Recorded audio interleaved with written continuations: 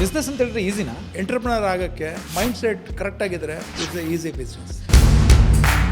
ಯಂಗ್ಸ್ಟರ್ಸ್ಗಿನ ಇವತ್ತು ಹೇಳ್ತೀನಿ, ಸ್ಮಾಲ್ ರಿಮ್ಯುನರೇಷನ್ಸ್ ನಿಮ್ಗೆ ಬಂದಾಗ 8 ಲಕ್ಷ 10 ಲಕ್ಷ 17 ಲಕ್ಷ ದುಡಿಮೆ ಮಾಡೋದು ಒಂದು ಮೈಂಡ್ ಸೆಟ್ನಲ್ಲಿ ಯಾವುದಾನ ಒಂದು ರಿಟೇಲ್ಗೆ ಎಂಟರ್ಪ್ರಿನರ್ ಆಗಿ.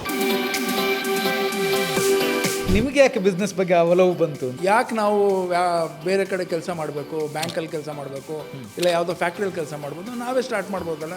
ನಾವೇ ನಾಳೆ ದಿನ ಬೇರೆಯವ್ರಿಗೆ ಉದ್ಯೋಗ ಕೊಡ್ಬೋದು. ಆಮೇಲೆ ನಮ್ಮದೇ ವ್ಯಾಪಾರ ಇರ್ತದೆ. ನಮ್ಮ ಜೀನ್ಸ್ನಲ್ಲೇ ವ್ಯಾಪಾರ ಬಂದಿದೆ. ಬಿಸ್ನೆಸ್ ಮಾಡುವಂಥವ್ರಿಗೆ ಟೆಕ್ನಾಲಜಿ ಅಂತ ಹೇಳುವಂಥದ್ದು ವರನ ಶಾಪನ? ಅಟ್ ಪ್ರೆಸೆಂಟ್ ನೋಡಿದ್ರೆ ನಾವು ಟೆಕ್ನಾಲಜಿ ಯೂಸ್ ಮಾಡಿದ್ರೆ ವರ ಆಗುತ್ತೆ. Food grains, pulses, rate variation ಆಗುತ್ತಲ್ವಾ, ಅದರ ಹಿಂದೆಲ್ಲ ನೀವೇ ಇರ್ತೀರಾ ಅಂತ? ಜನಕ್ಕೆ ತಿಳುವಳಿಕೆ ಕಮ್ಮಿ. ಸಿಂಗಲ್ ಮೊನೋಪಲಿ ಕಾಲ ಎಲ್ಲ ಹೊಟ್ಟೋಗಿದೆ.